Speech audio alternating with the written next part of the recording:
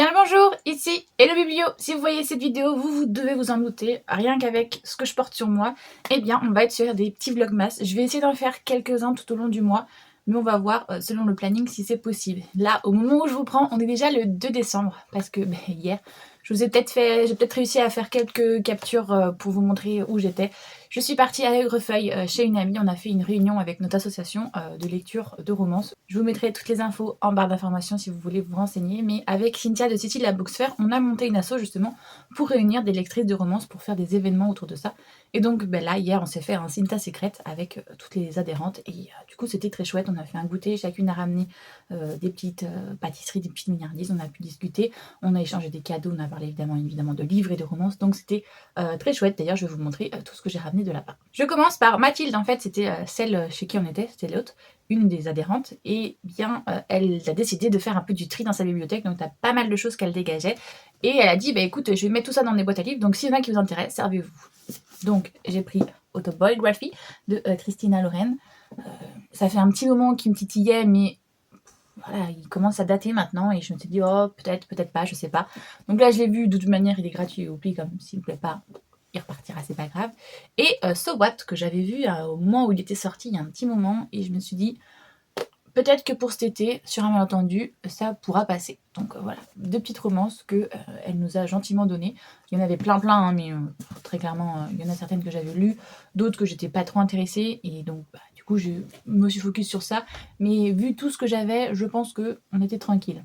Parce que Cynthia, exceptionnellement, pour des raisons familiales, n'a pas pu venir, et donc du coup, elle devait me donner la moitié de mon calendrier qu'elle ne m'avait pas donné. Je vais vous en montrer une partie. Je pense que je vais même faire des vlogs pour ouvrir avec vous tous mes petits jours, toutes mes petites cases. Parce qu'avec Cynthia, on a décidé de se faire un calendrier de l'avant livresque. Donc chaque jour, on s'offre des livres. C'est un budget, je vous avoue. On s'était dit à peu près 150 € de budget max, parce que nous, les livres d'occasion, ça nous dérange absolument pas. Et donc, vous allez découvrir avec moi ce qu'elle a donné, du coup, enfin, ce qu'elle a acheté. Mais avant ça, je vais vous montrer d'autres choses du coup. Comme je vous ai dit, on a fait un Cinta Secret, donc chacune avait un budget de 20 € et on devait offrir des livres selon la wishlist ou selon les goûts de la personne. Donc moi, j'ai reçu le dernier livre du campus. Je suis trop contente parce que du coup, ça y est, j'ai la collection complète. Je vais pouvoir tous les lire incessamment sous peu. Enfin non, je me fixe pour objectif du printemps parce que comme je vous ai dit, là j'aimerais bien faire les off-campus cet hiver. Et donc les lieux du campus peut-être au printemps et les campus arriveurs peut-être cet été. Voilà. On se fixe à peu près ça comme objectif pour enfin arriver à jour dans ces super sagas universitaires que je n'arrive pas à me mettre à jour. Et elle m'a aussi du coup offert des infusions. Enfin, je crois que c'est ça. Hein. Parce que bonne humeur à faire infuser dans votre quotidien. Ou alors c'est des petits carnets. Je sais pas, j'ai pas ouvert. Je vous avouerai. Ah non, c'est même pas ça. Ce sont des petites choses, par exemple, astuces pour se lever du bon pied. Eh bien, quand tu l'ouvres, astuces pour se lever du bon pied, dormez assez. Facile à dire, mais pas facile à faire. Suivant votre âge, vous avez besoin de plus ou de moins de sommeil. Nanana. Optez pour un sommeil en douceur. Levez-vous tôt. Étirez-vous. Buvez de l'eau. Méditez. Prenez une douche revigorante. Préparez vos affaires. Lisez. Voilà. C'est des petits trucs, des petites astuces qu'on te donne. Avec l'asso, on aime bien faire des petits cadeaux aussi. On en a une personne qui fait énormément de tricot. Donc pour Halloween, elle nous avait fait une petite citrouille pour un set de table pour mettre en dessous des verres. Et donc là, elle nous a fait un petit set de table comme ceci. Et Cynthia et Juliette nous préparent toujours énormément de petits goodies aussi. Voilà, hop, on va essayer de pas trop faire de bruit. Alors voilà, Juliette en général, elle fait des marque-pages. La dernière fois, on avait des citrouilles là, comme vous pouvez le voir. Tac, tac, tac. On a des guides. Alors je sais pas si vous allez voir, mais ils brillent un petit peu. Fait à l'aquarelle. On a plein de petits autocollants spécial Noël. Je suis pas très douée moi pour ça. Pour vous montrer ces trucs là. Vous voyez à peu près le style. Et on a un petit carnet. Ça doit être un goodies qui était offert selon un nombre d'achats. Et derrière, vous avez plein de romances de Noël. Savoir si vous avez lu ou pas. Il y en a une que je veux lire parce que c'est celle de Carla Hay avec qui j'étais partenaire. Celle-ci, je la vois beaucoup passer. Chasing My Christmas Dream. Et Amour au chocolat aussi, à force d'être sur les réseaux. Hélène Laure, je la vois beaucoup passer. Et Monte Royal aussi. Bref. C'est dans les possibilités, mais j'avoue que j'en ai déjà une grosse tonne là, avec tous les Hugo que j'ai acheté, les romances de Noël de Hugo au festival, de New Romance. On va dire que c'est pas la priorité celle-ci. Et donc ensuite, il y avait un concours de Noël, un concours de pull moche. J'y suis allée avec cette tenue, parce que là je reviens juste très clairement. Ben, je suis très déçue parce que j'ai gagné. Alors excusez-moi, mais ma robe n'est pas moche. Donc non, je suis pas déçue parce que voilà, c'est assez drôle. Alors pour la petite anecdote, en fait, donc j'ai été première et Sophie, une autre adhérente, était deuxième. Mais Sophie avait déjà lu celui-là que je vais vous montrer, donc et elle l'a déjà. Elle a dit, bah, est-ce qu'il y en a une d'entre vous en veut? Moi j'ai ouvert et celui-là que j'avais, je l'avais pas. Mais je me suis dit, c'est pas grave, si Sophie tu l'as pas, autant que toi tu le prennes. Et comme ça, voilà, on aura chacune un livre qu'on n'a pas. Donc, j'ai celui-ci, mais c'est celui-là que Sophie a gagné puisqu'elle est arrivée deuxième. Moi, je l'ai pris parce que voilà, c'est pas grave. Et elle, à la base, elle avait... alors du coup, ah oui, il y avait plein de trucs avec. Donc, j'ai gardé les goodies. En vrai, j'aurais pu lui donner parce que je vais donner le marque-page qui allait avec la nouvelle. C'est une romance de Noël de... j'ai plus son nom. De Molly Regan, voilà. Vous voyez, j'ai plein de petits goodies qui vont avec. Donc ma foi, c'est très cool. Je suis très contente d'avoir ça en plus. Et une romance de Noël en plus, de chez Hugo en plus. Allez, c'est parti. Par contre, je me demande si je ne l'ai pas mis dans ma wishlist justement pour le calendrier de l'Avent livresque que je fais avec Cynthia. À voir du coup si je ne l'aurais pas en double finalement. Parce que là, actuellement, je ne l'ai pas. Mais il est fort probable que je l'ai mis dans le calendrier de l'Avent. Si c'est le cas, tant pis. Hein, je le mettrai soit dans une boîte à livres, soit je le ferai à quelqu'un ou je le ferai gagner sur mon Insta, c'est pas grave. On arrive au plus important selon moi, ouverture de calendrier de l'Avent. Donc j'ai le calendrier de l'Avent livresque que j'ai fait avec Cynthia et j'ai mon calendrier de l'Avent de chocolat mais qui est en bas dans le salon. Je vous avoue que je pense pas que ça vous intéresse trop que j'ouvre mes chocolats. C'est des chocolats Lindt, tout ce qu'il y a de plus simple. Alors que ça, je pense que ça vous intéresse un petit peu plus. Donc le numéro 1 et j'ai deux numéro 2. Voilà. Donc, déjà, rien qu'à la taille, on voit que c'est un manga. Et pas n'importe lequel. Je sais pas si vous le voyez, mais ma collection de mangas est ici. Et en fait, j'ai des fins de saga. Parce que les débuts, j'ai dû les lire à la médiathèque. Et au final, quand ils achetaient pas les derniers, je les achetais moi. Donc du coup, j'ai des fins de saga et j'ai pas les débuts. Donc j'ai dit à Cynthia, je lui ai mis plein de débuts de saga de manga parce que au final, ma collection n'est pas complète. Donc là, c'est ce qu'elle a fait. Elle m'a pris l'Atelier des sorciers, le tome 1. Donc j'étais en mode, bah, il me faudra peut-être le début quand même. Donc, voilà, je les ai.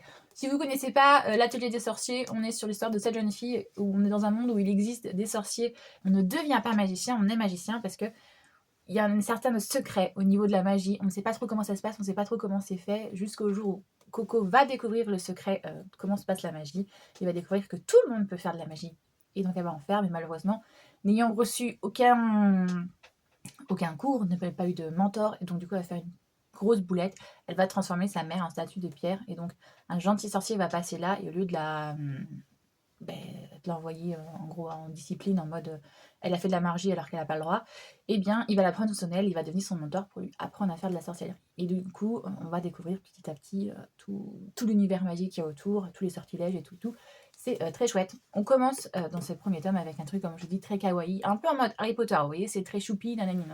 Et là, moi, je suis rendue au tome 13. On n'est plus du tout dans un truc très choupi, ça devient de plus en plus sombre au fil des tomes. Donc voilà, à voir si vous aimez ce genre d'univers. Et ensuite, j'en ai deux. Alors là, je pense que c'est un manga. Et là, une nouvelle. Parce qu'un manga de cette épaisseur-là, ça m'étonnerait. On va ouvrir ça, hein, parce que j'étais là en mode tu fais des suppositions, mais c'est bel et bien un manga. Et encore une fois, c'est un tome 1 parce que j'ai la suite. Mais voilà, Bright Story, j'ai du 10 ou 14, voilà. Mais j'ai pas les premiers encore une fois, donc elle m'en a pris et je suis très contente. On est sur une... donc comme le dit le titre, Bright Story, ce sont plusieurs histoires de mariage. On est, je sais plus si on est au 19e ou 18e siècle. On n'est pas tout récent et on n'est surtout pas en France. On est dans Népal, au Moyen-Orient, parce qu'on voyage petit à petit. Donc c'est hyper intéressant, c'est une autre culture, c'est une autre manière de faire. Et en fait, on est sur cette jeune femme qui a 20 ans et qui va épouser, il est où? Je le vois même pas.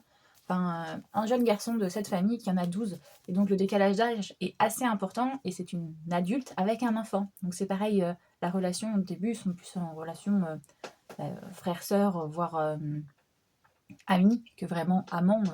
Leur première nuit, elle se passe pas tout de suite.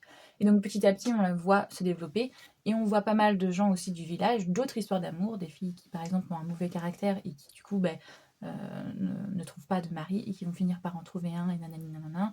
À l'inverse, de jumelles qui vont être avec deux frères parce que ils veulent pas être séparés, les fratries. Enfin bref, c'est assez cool franchement. Donc je vous la conseille. C'est franchement une petite lecture bonbon, toute douce, vraiment pas pour se prendre la tête. Et le deuxième maintenant. Alors ça par contre ça m'intrigue parce que si je sais ce que c'est. Alors c'est pas une nouvelle, mais c'est un jeunesse. C'est pour ça que je comprenais pas le format. C'est Renversante. Alors j'ai déjà lu parce que je l'avais emprunté à ma médiathèque, mais je ne l'avais pas. Et là c'est lequel? C'est le 1 ou c'est le 2? Oui, en fait, parce que je suis en train de commencer à lire pour être sûre, mais oui, en fait, ça doit être le 1, il me semble. Renversante, c'est l'histoire de un frère et une sœur jumeaux qui se rendent compte qu'il y a des différences entre eux. Dans ce monde-là, c'est l'inverse de chez nous. Ce n'est pas un patriarcat, c'est un matriarcat. Les noms des villes sont avec des noms de femmes. Les grandes autrices ou auteurs sont des femmes. J'ai pas des trucs là. Voilà, ce sont des magistrates, des philosophes, des poétesses, enfin bref, voilà, c'est un monde où, et c'est vraiment régi par les femmes, et bien la petite sœur de ce duo, de ces jumeaux, va se rendre compte de toute la discrimination qu'il y a autour des hommes, et elle va commencer à poser des questions. Alors là, je sais pas du coup si c'est le 1 ou c'est le 2, mais en fait, il y en a deux. T'as le premier où justement ils sont jumeaux et ils sont à l'école primaire, et c'est là qu'elle commence à dire, oui, mais pourquoi mon frère n'a pas le droit de mettre des maillots de bain comme ça, alors que moi j'ai le droit de faire ci, j'ai le droit de faire ça. Et on a le 2 où justement là, ils sont arrivés dans l'adolescence, et les questions se reposent parce que quand elle était petite, elle s'est battue pour que son frère ait un peu les mêmes droits qu'elle. Et finalement, à l'adolescence, on a ce même problème. Donc franchement, c'est une nouvelle que moi j'avais bien aimée et que je conseille vivement justement. Ça explique la discrimination et la société, mais en l'inversant pour faire comprendre justement que les messages, c'est ce qui se passe à l'heure actuelle au niveau des femmes et des hommes. Et malheureusement, en général, ils ne se rendent pas vraiment compte de tout ce que ça impacte, justement, le fait de ne pas avoir de modèle, puisque tous les grands hommes, justement, ce sont des hommes, pas des femmes. Donc voilà, j'ai beaucoup aimé, j'ai lu les deux, et j'espère qu'il y aura le deuxième quelque part, parce que comme ça, je pourrais le faire lire à ma nièce. Franchement, c'est chouette, j'adore.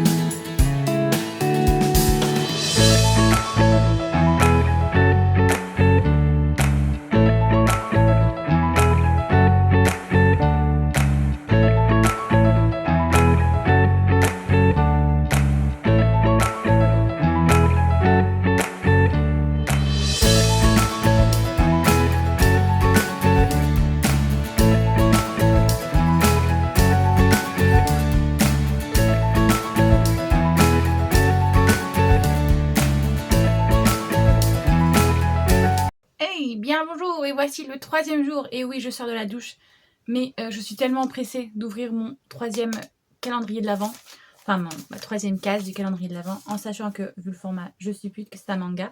Et en plus, le papier cadeau, la Cynthia, enfin du craft, est transparent, donc je sais déjà ce que c'est. Je pense que c'est Keishui Ametsama. Elle avait commencé l'année dernière, on a fait une partie de la collection, et là on a la suite. Alors, est-ce qu'on se trompe ou est-ce qu'on se trompe pas? Non, c'est Keishui Ametsama, le tome 9. Je suis joie, je suis contente. Un jour, il va falloir que je m'y mette à les lire, hein, parce que je les ai regardés quand j'étais jeune, la série. Mais il va peut-être falloir que je lise les mangas pour voir si c'est pareil que dans mon souvenir. Sinon, au niveau de la journée, ça va être une journée plutôt chill, parce que là, j'essaye de faire du tri dans mes mangas, puisque justement, je sais que je vais en avoir plein dans mon calendrier de l'Avent, donc il faut que je commence à faire un peu de place. Donc je commence à faire du tri et à en mettre sur Vinted. Je sais pas au moment où vous verrez la vidéo si tout sera parti ou s'il en restera, mais au cas où, je vous mettrai le lien si vous voulez aller voir. S'il y a des titres qui vous intéressent, si vous voulez les acheter, il n'y a pas de souci. Je mettrai mon lien Vinted pour ça. Et sinon, aujourd'hui, le programme, bon, déjà, c'est de me faire une meilleure tête. Ensuite, c'est de continuer ma bêta lecture sur ma Romantessie qui est censée sortir en février. Là, il faut que je me dépêche parce que la correction arrive le 9 et on est déjà le 3. Donc, que je me dépêche à finaliser tous les petits trucs que je veux peaufiner. Il faut que je range un petit peu mon bureau, que je clean un peu tout ça pour avoir un petit peu la tête voilà, au carré, prête à bosser. Que bon, bah là c'est bon, je me suis préparée, j'ai pris ma douche. J'ai ouvert le calendrier de l'Avent, je vous ai filmé la séquence, donc ça c'est bon. Il faut que je fasse le concours de Noël aussi, que je le mette sur les réseaux, sur mon Insta. Pareil, au moment où vous verrez cette vidéo, normalement, le concours sera toujours disponible, puisque je vais faire un seul concours pour tout le mois en fait. Je vais pas faire le calendrier de l'Avent. Bah, désolée, hein, mais j'ai pas les moyens d'une maison d'édition pour faire un calendrier de l'Avent tous les jours, donc je vais faire un concours pour tout le mois. Et puis ceux qui veulent s'inscrire, bah, il n'y aura pas de souci, ça sera dispo sur Insta.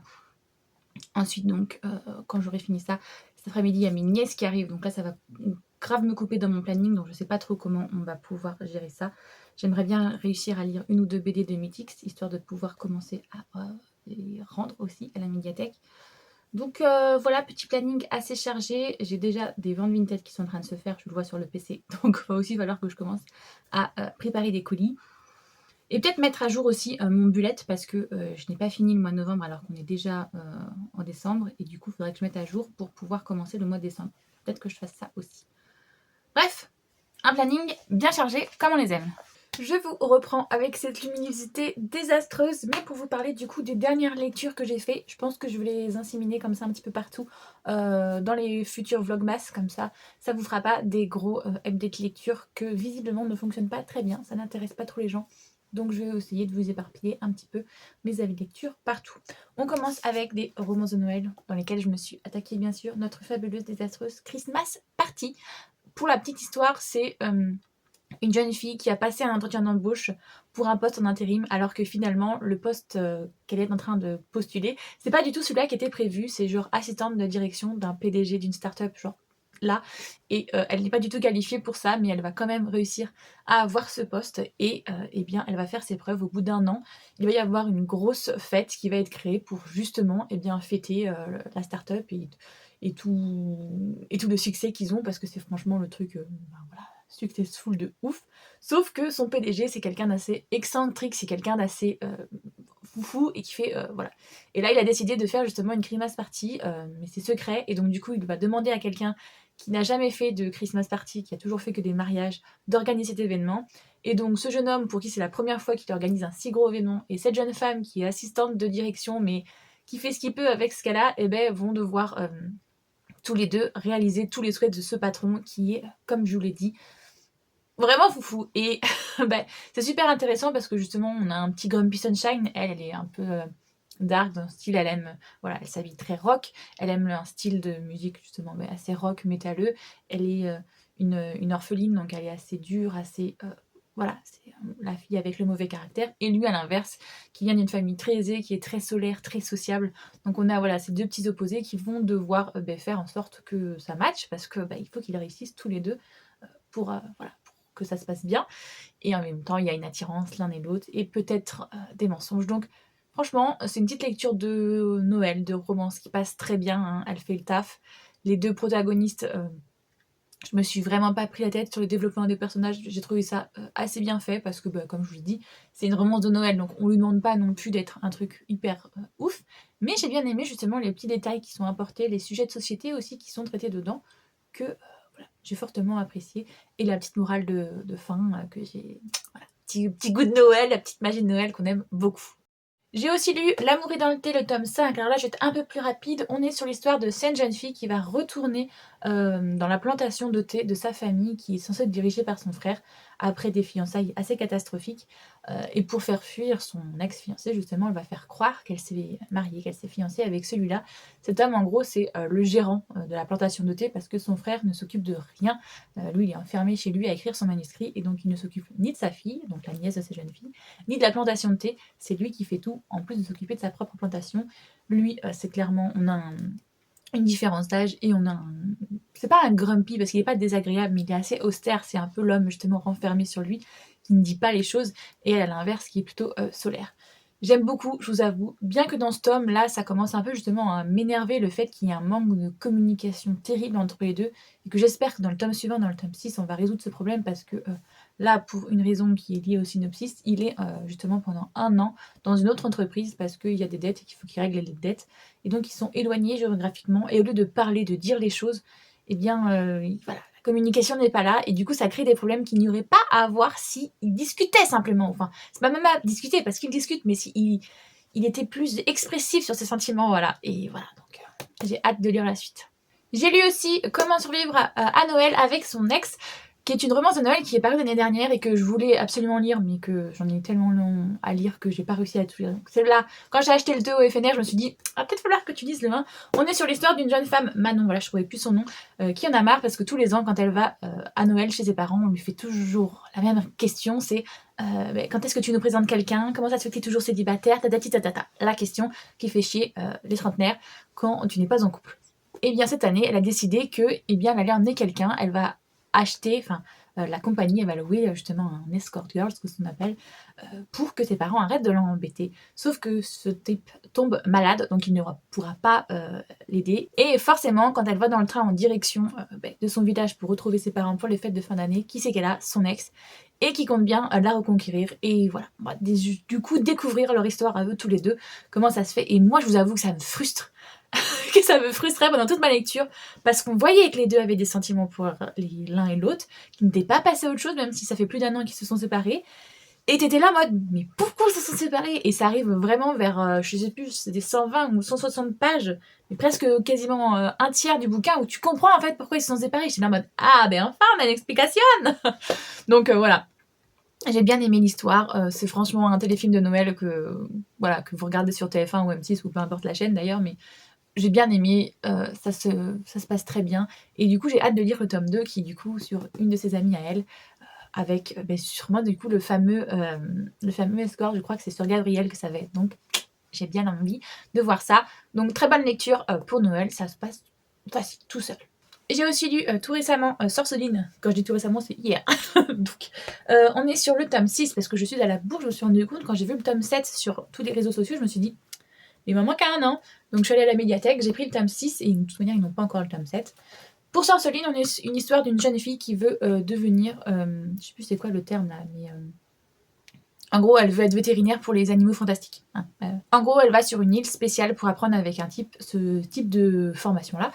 Mais ça se passe pas tout comme prévu. Et là, avec ce tome 6, on arrive sur un 2e cycle. En gros, les 5 premiers, on a une histoire qui se finit, et on a voilà, les origines, les pourquoi, les comment, et tout plein de mystères qui sont résolus.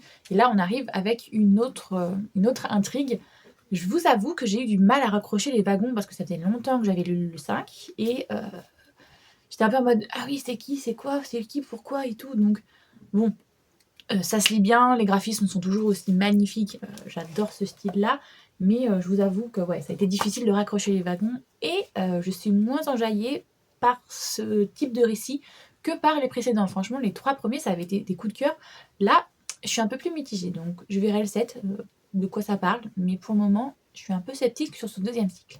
J'ai lu aussi Myrtis, le tome 1, c'est un manga sur l'histoire d'une jeune fille qui est une princesse pourri gâtée jusqu'à ses 17 ans où son père lui annonce eh bien qu'à son anniversaire elle devra se marier. Et elle est là en mode comment ça je vais me marier en fait, non je suis la princesse, nanani nanan, je fais ce que je veux, mon anniversaire c'est moi qui décide, c'est moi qui choisis mes cadeaux, enfin voilà c'est mon jour. Et son père va lui dire non en fait justement ça fait 17 ans qu'il la pourri gâte, c'est pour que à ses 17 ans il puisse la marier pour faire des alliances politiques qui lui l'arrangent, mais très clairement elle n'a pas son mot à dire. Et donc elle va se rebeller et ce qui est bien dans ce personnage en fait c'est que sur le coup, t'es d'accord avec elle en fait, que c'est pas... En plus en étant une féministe, oui, non, elle a pas à être mariée de force avec quelqu'un qu'elle veut pas. Mais le personnage est tellement détestable que tu comprends aussi le personnel, les parents et tout, qui veulent s'en débarrasser parce que c'est vrai, ils l'ont pourri gâtée, mais du coup, elle agit comme une princesse pourri gâtée, tout lui est dû et elle ne connaît pas les choses de la vie. Quand elle va justement s'enfuir, elle va arriver dans une auberge, elle va être insolente et énervante et franchement ce personnage, mais je comprends en fait les messages féministes qu'on voulu être passés en mode les femmes ont le droit de faire ce qu'elles voulaient tout, mais elle est insupportable, franchement c'est vraiment pas une protagoniste qui on peut s'identifier, ou alors c'est qu'on est soi-même un caractère de merde. Mais voilà, du coup j'ai bien aimé, mais je sais pas trop vers où va la morale parce que c'est de la jeunesse, donc je suis un peu mitigée. Et j'ai enfin avancé sur les mythiques. J'ai lu le tome 18 et j'ai lu le tome 19. Et il me reste encore dans ma palle que je vois juste là le 20, 21 et le 22. Donc je vais incessamment sous peu tous les lire pour me mettre à jour parce que c'est vrai que je vois qu'on avait 5 de retard. Donc là, c'est pas comme Sorceline où j'en avais pas tant que ça. Là, j'en ai beaucoup. Pour ceux qui connaissent pas les mythiques, on est sur l'histoire de ces jeunes gens qui vont... Alors, il y a plusieurs cycles là aussi. Dans les 10 premiers tomes, ils reçoivent leur pouvoir, ils apprennent à les maîtriser et ils vont devoir sauver le monde parce que Gaïa, la planète Terre, en gros, le mal vient et ça va poser des problèmes. Parce que il veut détruire le monde, le mal. Ensuite, on va avoir les 10 autres tomes où on est... Enfin, même pas 10, non, on est à moins de 10. On est les 8, sur les 7 péchés capitaux. On va avoir l'avarice, la colère et tout ça. Donc du coup, ils doivent apprendre à gérer tout ça. Et là, on arrive sur le 18e tome, où c'est un arc qui se termine, puisque d'ailleurs vous avez le nom, le pardon. Et voilà, là on a un nouvel arc qui commence avec, eh bien, visiblement des nouveaux super-héros qui viennent faire de la concurrence à nos mythiques, les titans. Et donc là, j'ai juste commencé ce thème introductif pour nous entraîner dans cet arc. Donc je sais pas trop de quoi ça va parler, si ce n'est que visiblement ce seront les enfants de Gaïa qui ont aussi des pouvoirs. Il n'y aura pas que les mythiques. Et donc du coup, j'imagine que ça va créer une concurrence de super-héros dans ces équipes-là. On verra ce que ça va donner. Pour le moment, je suis pas très convaincue parce que là, je vous avoue que j'ai un peu l'impression qu'on tire en longueur cette histoire parce que les mythiques sont bien marchés. Donc on nous rajoute toujours plus des arcs et toujours plus des trucs, mais d'un moment, il va falloir arrêter cette saga puis c'est tout. Voilà, il va falloir donner une fin.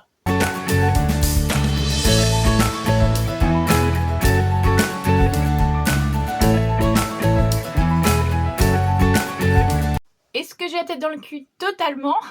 Mais bon, je reviens avec vous pour ouvrir le calendrier, le 4. Et encore une fois, c'est transparent. Donc je vois ce que c'est. Et je suis quand même très contente parce que c'est d'un manga et c'est une suite. Comme je vous disais, le tome 2 de l'Atelier des sorciers, elle m'a offert récemment le tome 1. Donc je ne vais pas vous refaire le résumé, mais bon, voilà, j'ai la suite. Du coup là, comme vous voyez, c'est pas Coco, c'est un autre personnage sur lequel on approfondit un petit peu. Voilà, c'est une autre apprentie avec qui elle va étudier. Donc voilà, très cool, très contente d'avoir la suite. Tout d'abord, j'ai reçu L'extraordinaire apothicaire, le tome 8. On est sur l'histoire d'une jeune fille qui va être convoquée dans un autre monde parce que, en gros, quand il y a trop de créatures dans ce monde-là, ils invoquent des personnes venant d'un autre monde espérant qu'elles vont avoir un pouvoir assez magique pour détruire les monstres qui les envahissent. C'est ce qui va se produire, sauf qu'en fait, au lieu d'en invoquer une, ils en ont invoqué deux et ils ne savent pas laquelle des deux est la sainte. Ils vont évidemment se tromper. Donc, on va avoir tout un truc pour elle qui va essayer de sauver le monde malgré que tout le monde pense que c'est pas elle qui doit sauver le monde. Bref, c'est cool, mais pour le moment, je vous avoue que je suis un petit peu en demi-teinte. Je vous avoue que ce tome-là me redonne espoir, mais en vrai, je sais pas si je vais continuer. Parce qu'on est un peu comme dans les carnets de l'apothicaire, sauf que là, on est vraiment plus dans un monde magique, un peu comme dans un webtoon, où c'est une histoire de réincarnation dans un autre monde. Mais d'habitude, on a des romances et tout qui nous tiennent en haleine. Là, on n'a pas de ça, et puis j'ai l'impression que ça traîne en longueur. Donc j'avais dit que ce tome-là était le tome décisif. Je suis ni contente, ni pas contente, donc je sais vraiment pas si je vais continuer cette saga. Ensuite, j'ai aussi reçu et lu The Business Proposal, le tome 3. On est sur l'histoire d'une jeune femme, celle-ci, qui en a marre des mariages arrangés, de tous les rendez-vous arrangés que son père lui organise, parce que c'est une jeune femme fortunée. Et donc, elle va demander à son amie d'y aller à sa place et de faire la fille hyper vulgaire, voilà, pour repousser le mec. C'est pas celui-là, c'en est un autre, que je sais pas si je vais réussir à vous le montrer. Celui-là, tac, tac, tac. Et donc, elle va y aller, sauf que lui, il avait fait un pari, en gros, il en a justement lui aussi marre, vu qu'il c'est aussi un fils fortuné, que son grand-père lui organise plein de trucs arrangés. Donc il a dit, la prochaine, ce sera la bonne. Il va tomber sur cette fille qui est ultra vulgaire et tout, mais il s'en fiche, il a dit, de toute manière, ça sera pas un mariage d'amour, je l'épouse, et puis comme ça, on me laisse tranquille. Et sauf qu'évidemment, ça va pas du tout se passer comme prévu, parce que elle va vite se rendre compte que elle a pas réussi à se débarrasser du gars, et en plus, elle se rend compte que c'est son patron. Donc ça va poser forcément problème. Et elle va du coup tomber amoureuse du secrétaire de ce type, et lui va tomber amoureux de son employé. Mais bon, on n'est pas encore rendu à l'amour-amour, sauf entre ces deux-là où là ça commence vraiment à se concrétiser. mais entre les 2 autres, c'est plus du jeu chien et la souris. Voilà. Donc, je l'ai lu, c'est cool. Là, on a justement des petites avancées dans leur... parce que du coup, on suit leurs 2 romances à l'un et à l'autre, chaque couple, et franchement, c'est cool. Là, eux, ils ont bien avancé, même s'ils vont reculer encore. Et les 2 autres, on est dans quelque chose qui s'approche enfin d'une de quelque chose de... Voilà, on va y arriver. Et ensuite, j'ai aussi reçu et directement lu Father, I Don't Want This Mariage. On est sur un webtoon, sur une réincarnation. Cette jeune fille va avoir un passé de jeune fille pourri gâtée et va faire des très mauvais choix dans sa vie jusqu'à ce qu'elle décède à cause de ses mauvais choix. Et quand elle va mourir, elle va dire: si je pouvais remonter dans le temps, je ferais les choses différemment. Et c'est ce qui va se passer. Elle va avoir une seconde chance. Elle va pouvoir remonter dans le temps. Donc du coup, elle va essayer d'améliorer sa relation avec son père. Et elle va arrêter ses fiançailles avec un gars qui est exécrable et qui a fait un complot pour qu'elle meure. Et elle va surtout rester le plus éloignée possible de l'héritier de la couronne, qui est celui-là qui va la tuer dans sa précédente vie. Sauf que tout ne se passe pas exactement comme prévu, bien sûr, puisqu'elle va rencontrer le disciple de son père. Et petit à petit, justement, une relation, comme vous pouvez le voir, va se nouer entre les deux. Et j'avoue que là, on avance beaucoup dans celui-ci. Ils sont pas du tout au même niveau l'un et l'autre, hein, au niveau de la relation, mais je suis très contente et j'ai très hâte de lire la suite, justement, au vu de cette fin qui nous laisse une fin comme on les adore. Donc voilà, je suis très contente de cette lecture et j'ai hâte de lire la suite.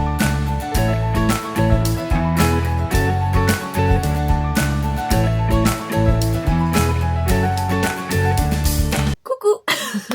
Pardonnez-moi cette tête dans le cul, comme on dit si poliment, mais je viens de me réveiller et voilà, je vais ouvrir du coup ma case 5 que Sissi m'a offert, parce que voilà, faut le faire avec vous, et que j'étais assez impatiente vu que là je vois que c'est un gros, c'est un brochet, et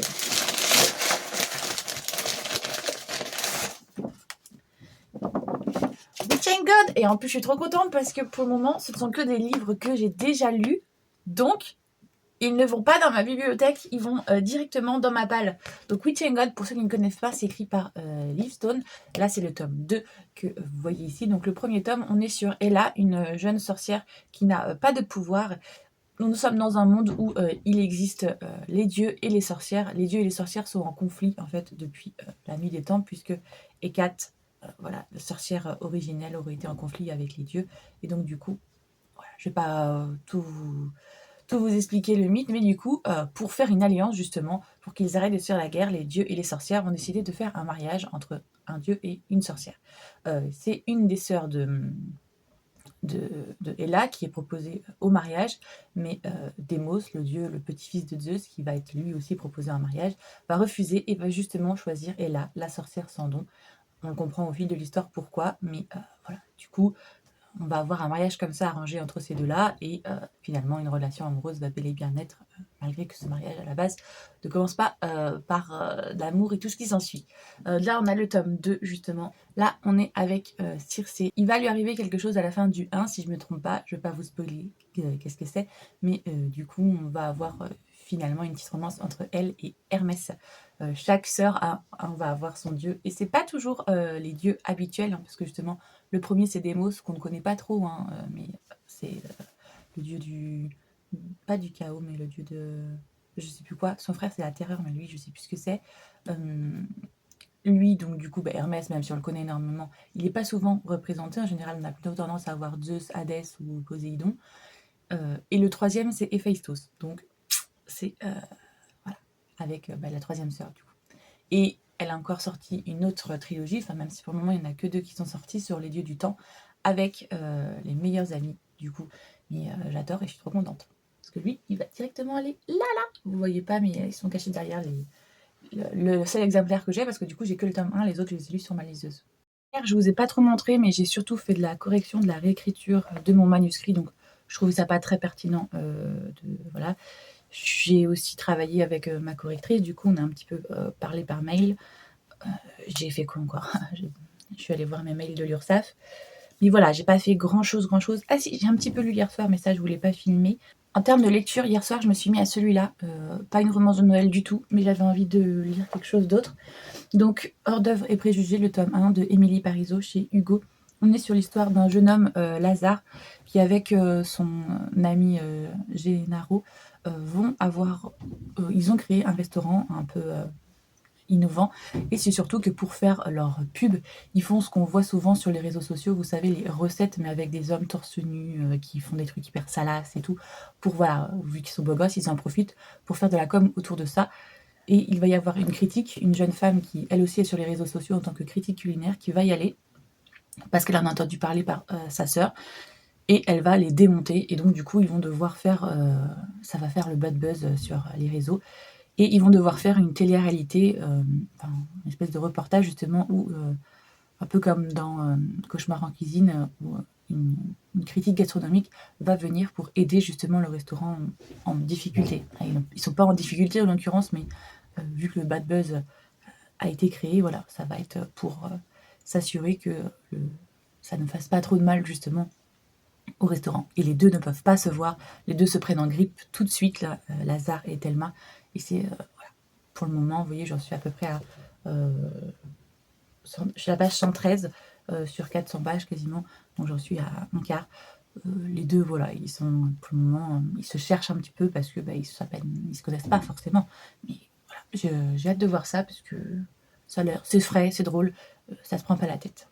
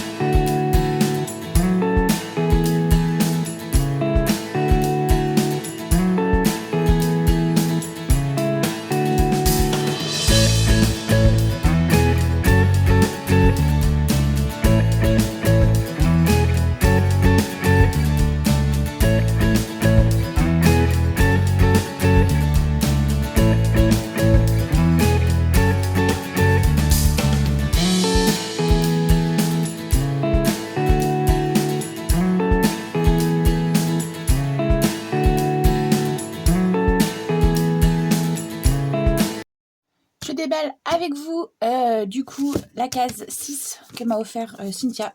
Je vous avoue que là, je vous montre pas ma tête parce que j'ai la tête dans le cul et que voilà, j'ai pas encore pris ma douche et tout, donc on va faire comme ça. De toute manière, voilà, vous voyez quand même l'ouverture.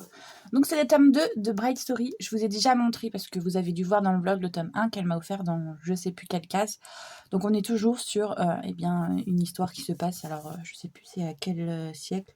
Je ne sais plus si c'est 17e, 18e, mais comme vous voyez, au niveau de l'esthétisme, on est dans un Moyen-Orient, Népal, et ce genre de pays, donc c'est assez chouette. On est sur un mariage arrangé entre une jeune femme de 20 ans et un jeune garçon qui est ici, qui montre avoir 12-14 ans, et voilà, comment leur relation va évoluer à cause de la différence d'âge. Et on a aussi pas mal de personnes autour d'eux d'ailleurs qu'on va voir évoluer. C'est assez cool, j'aime beaucoup. J'ai les derniers tomes, j'ai pas les premiers, donc Cynthia m'offre les premiers pour que j'ai la collection complète. Je vais en profiter pour ouvrir du coup la prochaine case du calendrier. Ce n'est pas vraiment un calendrier, mais moi je le prends comme ça. De bougies. Alors. Ah, ça sent le propre ça. Olympe lait d'amande. Vous voyez, c'est une petite bougie, encore une fois, en forme d'étoile. Et c'est écrit derrière. Eh bien, j'aime beaucoup, mais... ouais, ça sent vraiment pour moi le linge propre. Donc c'est pas ce que je préfère. Je préfère vraiment les odeurs plus sucrées comme... Bon, vanille, c'est très classique, mais j'aime bien le mélange vanille-caramel, le genre de bonbons ou marshmallow, ce genre-là. Mais bon, ça me plaît quand même, c'est très bien. Ça me permet de découvrir des senteurs aussi que je ne connais pas. Donc c'est très bien, très cool. Et je vais en profiter pour vous parler de ceci. Voilà, j'ai lu ça hier soir parce que ça y est, j'ai envoyé mon manuscrit à la correctrice. Donc je vais pouvoir prendre un petit peu plus de temps pour lire. Mais je vous avoue que mon cerveau avait pas trop envie de lire. Donc, eh bien, je me suis dit 2 petits mangas comme ça, faciles. En plus, ils viennent de la médiathèque, donc il faut que je les lise pour pouvoir les rendre. Donc j'ai lu Un dragon dans ma cuisine, le tome 1 et le tome 2. C'est les seuls qu'on a à la médiathèque. On est sur l'histoire de cette jeune fille qui vient du Japon, mais là elle est dans un autre pays, je sais plus lequel. Et elle va venir en gros pour faire c'est une peintre ou une artiste en tout cas, et elle vient pour s'acclimater à cette nouvelle culture et voir si son art pourrait en profiter. Elle va être enfermée, pas enfermée, mais elle va se cloîtrer plutôt dans une cabane au milieu de la forêt, et elle va découvrir un jour un œuf dans sa petite cabane, et elle va voir grandir cette petite créature, ce petit dragon, sauf qu'au début elle ne sait pas ce que c'est justement, donc elle l'appelle Petit Lézard. Donc ici on est vraiment dans un truc introductif justement, où on apprend à découvrir qui elle est, pourquoi elle est là et tout, et puis c'était petit œuf. Et là justement on découvre petit à petit qu'est-ce qu'est cet œuf, et évidemment c'est un petit dragon. Donc c'est très cool, c'est très chou hein, comme vous pouvez le voir. On est sur un petit manga qui se lit très facilement. Donc j'ai bien aimé. C'était une petite pause cosy, doudou, assez facile à lire. Je vous recommande si vous voulez justement ne pas vous prendre la tête, ça passe crème. Hey, je vous prends pour clôturer ce petit weekly, enfin je sais pas trop justement parce que là je me rends compte que il va falloir que je monte la vidéo et je n'ai pas fait de finale, donc voilà, je vous reprends pour vous dire que merci d'avoir regardé cette vidéo, j'espère qu'elle vous a plu. Je suis encore pas trop à l'aise avec tout ce qui est vlog et tout ça, mais justement c'était le bon moment je pense d'essayer d'en faire pour voir ce que ça pouvait donner. Si ça vous a plu, n'hésitez pas à mettre en commentaire pour vous la partager avec moi si vous avez aimé ou pas. Si vous êtes trop timide pour discuter, n'hésitez pas à mettre, je sais pas moi, un petit flocon, un bonhomme de neige ou n'importe quoi qui ait rapport avec Noël et Christmas et tout. Moi j'espère que ça vous a plu parce que c'est vrai que ça prend quand même un petit peu de temps à faire, et puis là justement je m'en vais au montage et puis je vais continuer évidemment à filmer pour vous donner un petit peu de mes nouvelles toutes les semaines, de vous parler de mon calendrier de l'Avent, de mes lectures. Et voilà, et comme ça, si j'arrive, peut-être que l'année prochaine, j'arriverai à faire des vlogmas journaliers. Mais voilà, on n'est quand même pas non plus à ce niveau-là. Donc là, je me dis peut-être faire des wiki vlogmas. C'est peut-être la bonne solution pour voilà, avoir un petit peu de contenu à vous donner, mais pas trop non plus me surcharger. Donc comme je vous ai dit, j'espère que cette vidéo vous a plu. Si c'est le cas, n'hésitez pas à liker, ça aide énormément. Puis si vous souhaitez voir le reste de mes vidéos, n'hésitez pas à vous abonner. Moi j'espère que tout va bien, que vos calendriers de l'Avent, si vous en avez, sont cool, que vous passez des bons moments en ce moment, même si vous êtes seul et que vous n'aimez pas trop forcément cette période de Noël, ce que je peux tout à fait comprendre. Je suis tout cœur avec vous et je vous embrasse très fort. Je vous fais de gros bisous.